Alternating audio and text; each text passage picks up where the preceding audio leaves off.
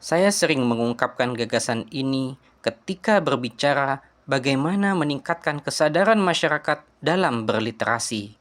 Sederhana sebenarnya kalau pemerintah mau menerapkannya.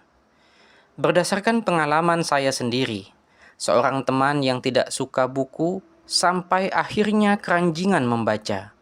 Kuncinya, dekatkan ia dengan buku. Buat ia memiliki intensitas tinggi berjumpa dengan buku. Buat mereka dihantui buku. Bagaimana caranya? Tak ada pilihan lain. Buku harus ada di mana-mana. Setiap instansi milik pemerintah harus dipenuhi buku. Di beberapa tempat sepertinya sudah berjalan. Namun, saya lihat masih kurang serius. Saya pernah menemukan pojok baca di kantor kecamatan. Spotnya benar-benar di pojokan. Posisi bukunya tidak karuan. Tak ada orang yang menyentuhnya. Miris sekali, bukan?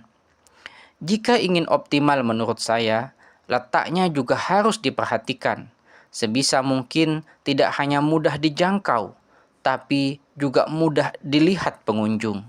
Ditata dengan rapi dan apik, rajin dibersihkan. Tetapi itu saja belum cukup.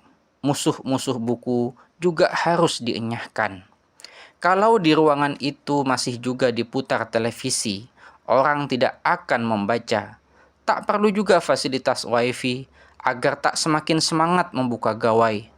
Kalau perlu, kasih tulisan seperti masjid, HP harap di-off-kan. Meskipun pasti akan banyak yang protes karena dianggap terlalu ekstrim. Cara ini dijalankan secara masif di mana-mana, di bank-bank swasta, terminal, stasiun, semua fasilitas publik, dimanapun. Saya yakin akan semakin banyak orang yang tertarik membaca buku. Iklankan buku-buku bagus di televisi, iklankan di media sosial dan di portal-portal berita. Teorinya adalah sesuatu yang diulang-ulang, sering dilihat, suka atau tidak suka akan masuk ke pikiran bawah sadar. Lalu mereka akan mulai mencoba membaca, menyukai, sampai akhirnya menjadi kutu buku sejati. Itu yang dialami teman saya.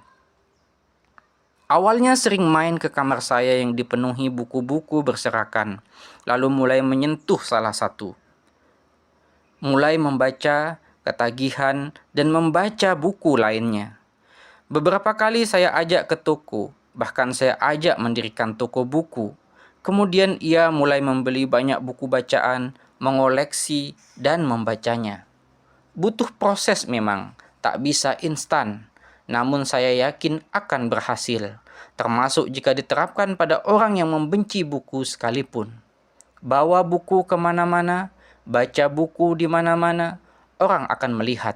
Jika banyak yang melakukannya, mereka akan tertarik melakukan hal serupa.